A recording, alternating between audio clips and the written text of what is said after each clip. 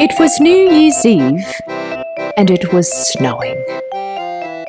Stahlbaum family's home was decorated beautifully with colourful, shimmery ornaments and a big Christmas tree with its flashing lights. Suddenly, there was a knock on the door. Clara, the youngest girl in the family, went to the door and opened it with joy. With his arms full of presents, in came Uncle Drosselmeyer. When Clara saw her favourite uncle with all these presents, she was very excited. Clara had no patience whatsoever to wait until midnight. She wanted to have her present that moment.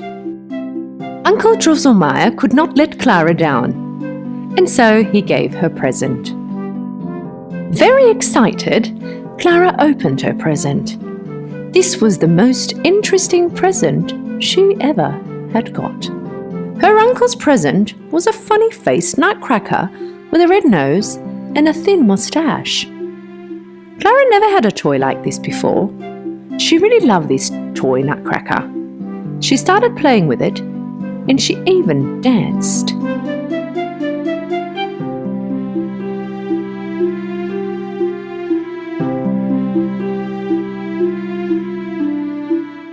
Clara's naughty brother Fritz, on the other hand, did not like his present, and so he threw it away. He liked Clara's nutcracker more, so he tried to take it from her. I want this! No, Fritz, this is mine! At last, he managed to take the nutcracker from Clara's hand and went upstairs. Hey, Fritz, hurry up and give my toy back. You go and play with your own toy. I never liked that mouse. This should be mine. Fritz, please don't. Give back my nutcracker. Here you are. And what does Clara see as she approaches to get the nutcracker? The arm of the toy was broken right there on the ground. Clara got very upset and began to cry.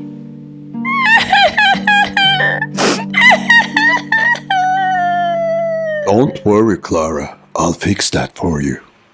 It was past midnight, the New Year's celebrations were over, and just like all the other kids, Clara was tired, and so she lied down. But she couldn't stop thinking about her nutcracker toy. I hope Uncle was able to fix the nutcracker. With all the overwhelming curiosity, Clara jumped out of bed. And with one hope, she entered the living room, and there it was, the nutcracker in one piece sitting under the Christmas tree.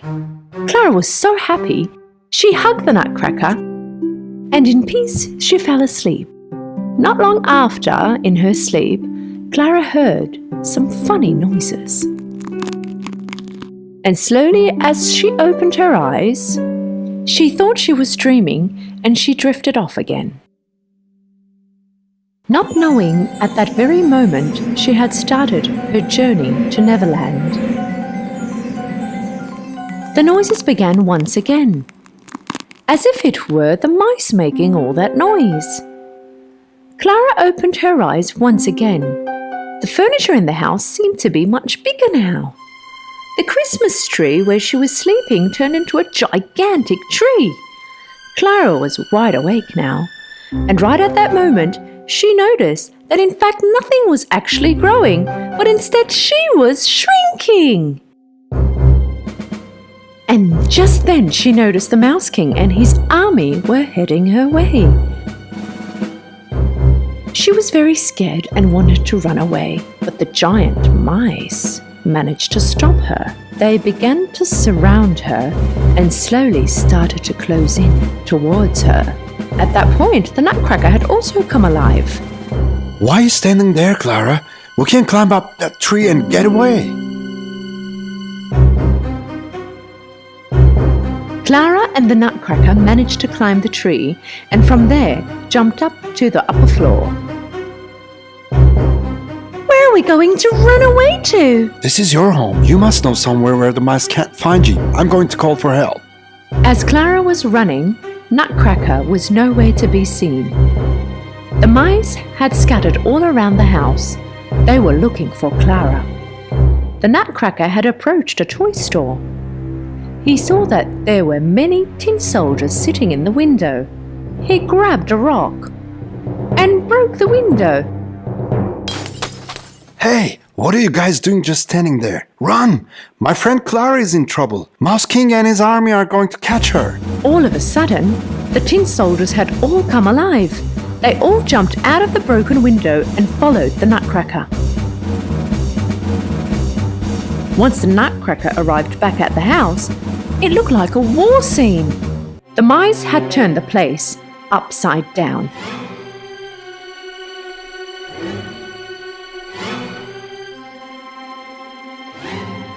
The Nutcracker and his soldiers pulled out their swords and began to fight Mouse King and his army.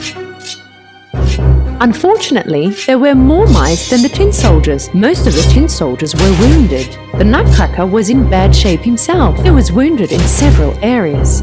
Clara got out of where she was hiding. She knew she had to do something, but as small as she was, she knew that this was impossible. Mouse King approached the Nutcracker and drew his sword towards his face. With great panic, Clara yelled and threw her shoe at the Mouse King. Ew! There, you dirty mouse! The shoe flew and it hit Mouse King's head. Unconsciously, the Mouse King dropped to the ground. Seeing their king drop to the ground, the mice accepted the fact that they had lost. And so they carried their king out of the living room and left. Clara ran to the Nutcracker. He was unconsciously laying on the floor. Clara kneeled down to the Nutcracker and began to cry.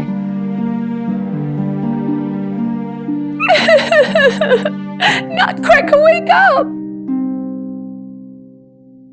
Suddenly, a fairy appeared behind Clara. With her blue outfit, wings, and her lollipop wand, she was an extremely sweet fairy. The fairy couldn't stand the sight of Clara's tears, and so she used her magic. And right at that moment, the Nutcracker transformed into a handsome prince. With amazement and happiness, Clara found herself looking at the prince. The handsome prince reached out his hands and they began to dance. This was a magical dance. Clara noticed that at that point she began to float in the air.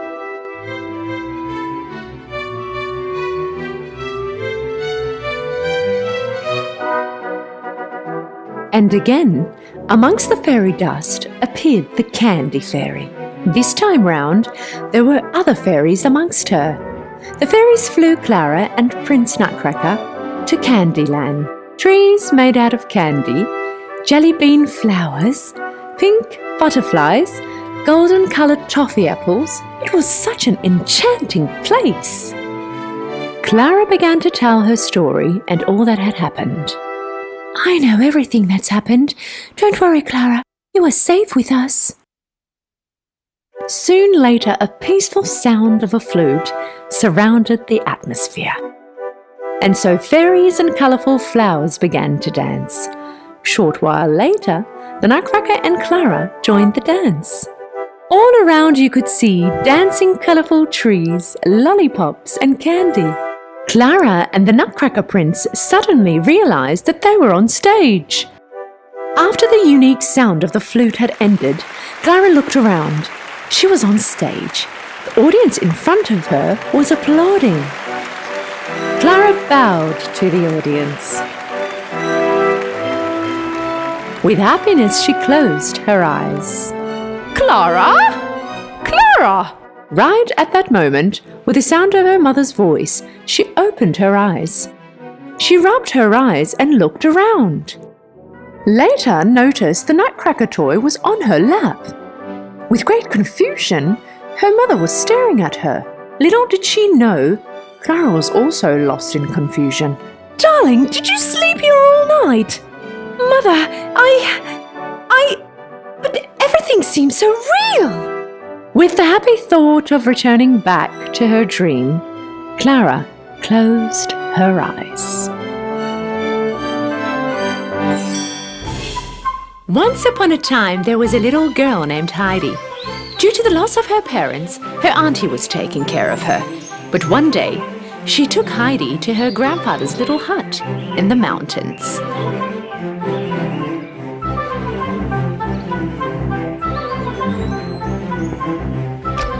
Grandfather Alm was a grumpy old man who lived in a small hut on the Alps. This was the first time that Heidi saw her grandfather. Telling him that she had found a job in another city, Heidi's aunt left Heidi with her grandfather and returned to the city. Grandfather Alm, who was used to living an isolated life away from people, was actually glad that his granddaughter was there, but did not show it to Heidi. The old man prepared a nice cozy bed in the attic.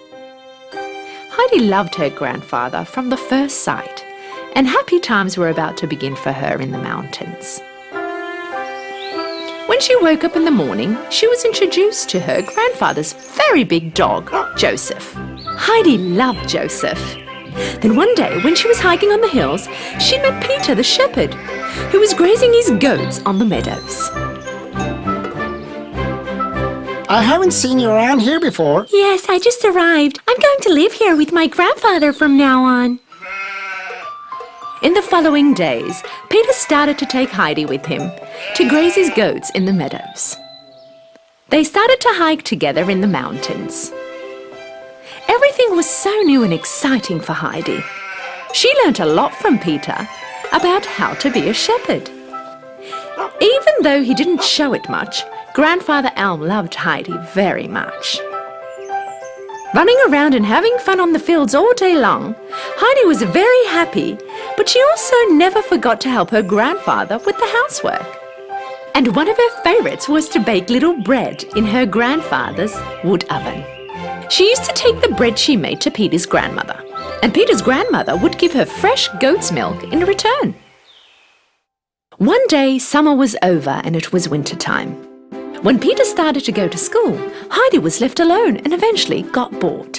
She was really upset that she was too small to go to school like Peter. One day, Heidi's aunt came back to take Heidi to the city.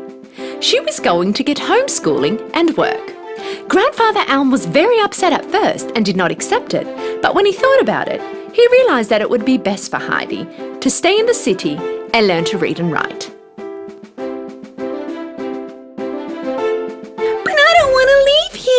I love my grandfather, fussed Heidi. But she was convinced to go after her aunt promised her that she would be back on the mountains after a short while. Her aunt and Heidi arrived to a big mansion after a long train ride. Wow! What a big house! I'm going to stay here? Heidi met Clara, the little girl in the house. Clara could not walk because of an accident she had when she was a little child. Her aunt actually brought Heidi to this house to keep Clara company. Clara and Heidi got along really well and became best of friends. Not knowing much about the urban life, Heidi was making Clara laugh with her silly mistakes. Clara's grandmother was a very tough and strict lady. Get up, you lazy girl. It's time to study. You still have a lot to learn.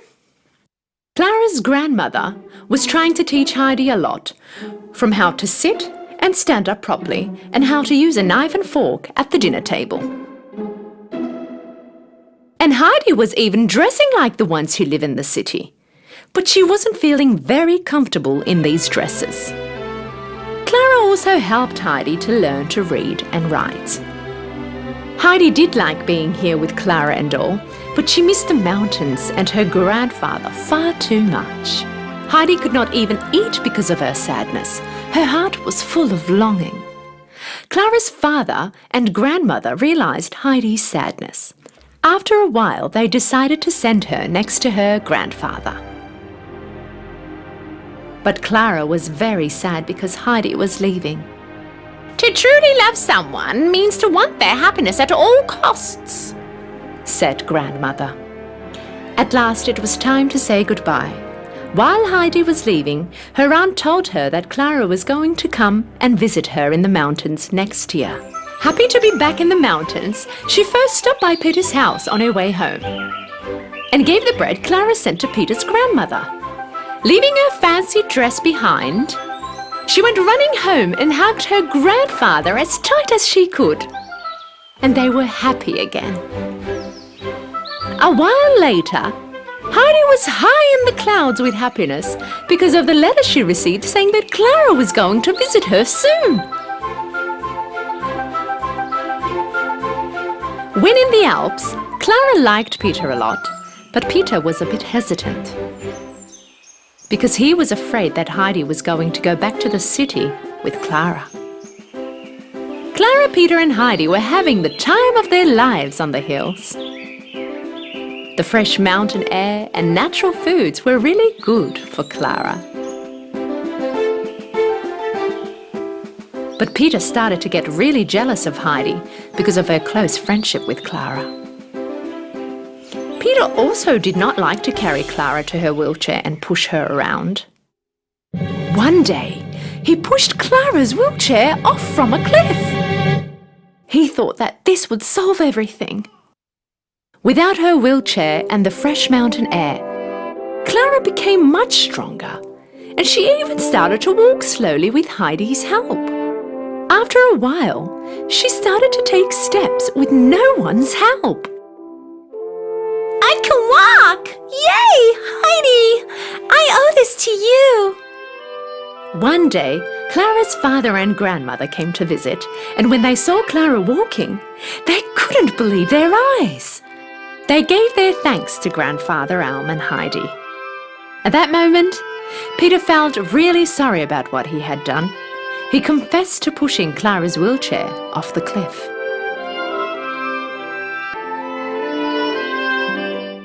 I apologize to all of you. What I did was so very wrong. We forgive you, right, Clara? Even though what you did was wrong, we are all happy that she's walking now.